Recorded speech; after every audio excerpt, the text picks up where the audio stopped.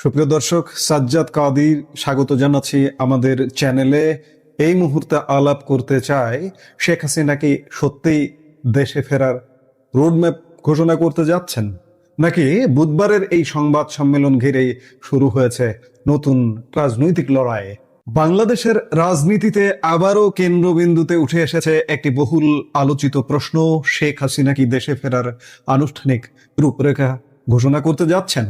একদিকে দিল্লিতে একটি ঘোষিত সংবাদ সম্মেলন, অন্যদিকে সেটিকে ঘিরে বাংলাদেশের রাজনৈতিক ও আইনি বিতর্ক। এর মাঝেই সামাজিক যোগাযোগ মাধ্যমে একাধিক বক্তব্য, পাল্টা বক্তব্য এবং অভিযোগ প্রতি আরোপ নতুন করে আলোচনার জন্ম দিয়েছে।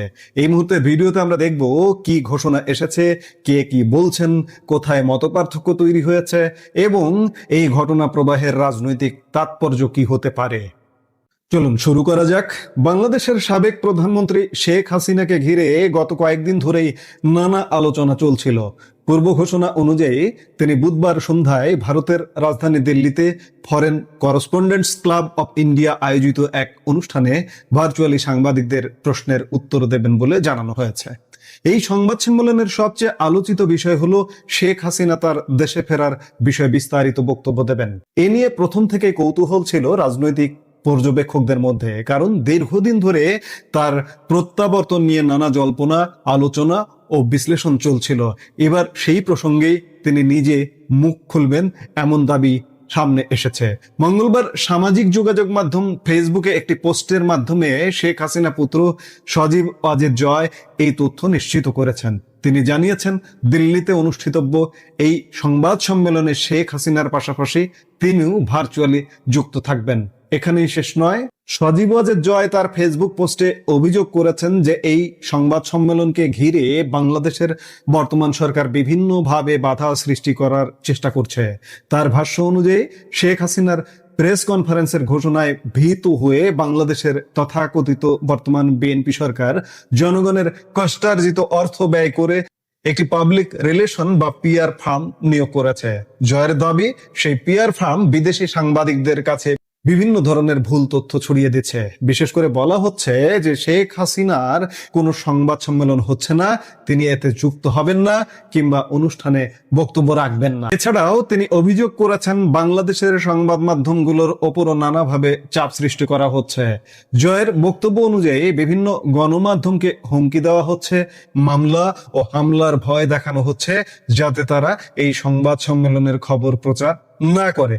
সজীব ওয়াজেদ জয়ের পোস্টে আরো একটি গুরুত্বপূর্ণ ঘোষণা আসে। তিনি লিখেছেন, দেশবাসী এবং বিশ্ব গণমাধ্যমের সাংবাদিকদের উদ্দেশ্যে তারা স্পষ্টভাবে জানাতে চান যে আগামীকাল অর্থাৎ 5 অগাস্ট বাংলাদেশ সময় সন্ধে 6:30 এবং ভারতীয় সময় সন্ধে 6টায় শেখ হাসিনা স্বদেশ প্রত্যাবর্তনের ঘোষণা নিয়ে আয়োজিত প্রেস কনফারেন্সে ভার্চুয়ালি যুক্ত হবেন এবং বক্তব্য রাখবেন। জয়ের দাবি, প্রেস কনফারেন্স যথাসময়ে শুরু হবে। তিনি আরো বলেন, বাংলাদেশ আওয়ামী লীগ তাদের সকল সামাজিক যোগাযোগ মাধ্যম প্ল্যাটফর্মে এই সংবাদ সম্মেলন সরাসরি সম্প্রচার করবে। পোস্টের শেষ অংশে তিনি উল্লেখ করেন, সব ধরনের ষড়যন্ত্র এবং অতি কথনের জবাব শেখ হাসিনা নিজ মুখে দেবেন। অন্যদিকে এই ঘটনার ঠিক একই দিনে ঢাকায় আরেকটি গুরুত্বপূর্ণ বক্তব্য সামনে আসে। মঙ্গলবার ঢাকায় প্রধানমন্ত্রী তারেক রহমানের এক উপদেষ্টা হিসেবে পরিচিত জাহিদুর রহমান সাংবাদিকদের সঙ্গে কথা বলেন। তিনি দাবি করেন, শেখ হাসিনার বক্তব্য প্রচারের ওপর বাংলাদেশের আদালতের নিষেধাজ্ঞা রয়েছে। এ কারণে তিনি দেশের সংবাদ মাধ্যমগুলোকে সতর্ক করেন যে বুধবারের অনুষ্ঠান প্রচার করা থেকে বিরত থাকতে হবে। জাহিদুর রহমান আরো বলেন, আদালতের নির্দেশ অমান্য করে কেউ যদি শেখ হাসিনার বক্তব্য প্রচার করে তাহলে সংশ্লিষ্টদের বিরুদ্ধে আইনানুগ ব্যবস্থা নেওয়া হবে। ফলে একদিকে দিল্লি থেকে সংবাদ সম্মেলন হওয়ার দৃঢ় ঘোষণা, অন্যদিকে ঢাকায় সেটি প্রচার নিয়ে আইনি সতর্ক বার্তা। এই দুই অবস্থান নতুন করে রাজনৈতিক বিতর্কের জন্ম দিয়েছে। এখন প্রশ্ন হলো, এই ঘটনা প্রবাহের তাৎপর্য কোথায়? প্রথমত, শেখ হাসিনা যদি সত্যি দেশে ফেরার বিষয়ে বিস্তারিত বক্তব্য দেন, তাহলে সেটি বাংলাদেশের চলমান রাজনৈতিক আলোচনায় একটি গুরুত্বপূর্ণ ঘটনা হয়ে উঠতে পারে। দ্বিতীয়ত, এই সংবাদ সম্মেলন ঘিরে যে অভিযোগ এবং পাল্টা অভিযোগ সামনে এসেছে তা থেকে বোঝা যায় বিষয়টি শুধু একটি প্রেস ব্রিফিং এর মধ্যেই সীমাবদ্ধ নেই, বরং এটি রাজনৈতিক যোগাযোগ, জনমত এবং তথ্য প্রবাহ সবকিছুর সঙ্গেই সম্পর্কিত একটি বড় ইস্যুতে পরিণত হয়েছে।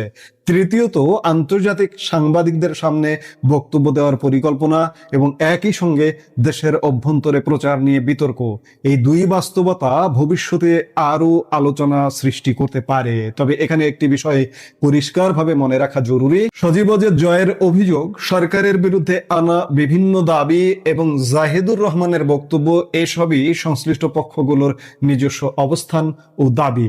এসব বিষয়ে চূড়ান্ত সত্যতা নির্ধারণ সংশ্লিষ্ট কর্তৃপক্ষের আনুষ্ঠানিক তথ্য, আদালতের নথি এবং পরবর্তী ঘটনা প্রবাহের ওপর নির্ভর করবে। এখন সবার নজর বুধবার সন্ধ্যার সেই সংবাদ সম্মেলনের দিকে। সেখানে শেখ হাসিনা ঠিক কি বলেন, তিনি দেশে ফেরার বিষয়ে কি ধরনের পরিকল্পনা বা ঘোষণা দেন, সাংবাদিকদের প্রশ্নের উত্তরে নতুন কোনো রাজনৈতিক বার্তা দেন কিনা, আর সেই বক্তব্য বাংলাদেশের রাজনীতিতে কি ধরনের নতুন আলোচনা তৈরি করে, এই প্রশ্নগুলোর উত্তরই নির্ধারণ করবে পরবর্তী রাজনৈতিক বিতর্কের দিক নির্দেশনা। আপনার কি মনে হয়, শেখ হাসিনার এই ঘোষিত সংবাদ সম্মেলন বাংলাদেশের রাজনীতিতে নতুন অধ্যায়ের সূচনা করবে, নাকি এটি শুধুই চলমান রাজনৈতিক বক্তব্যের আরেকটি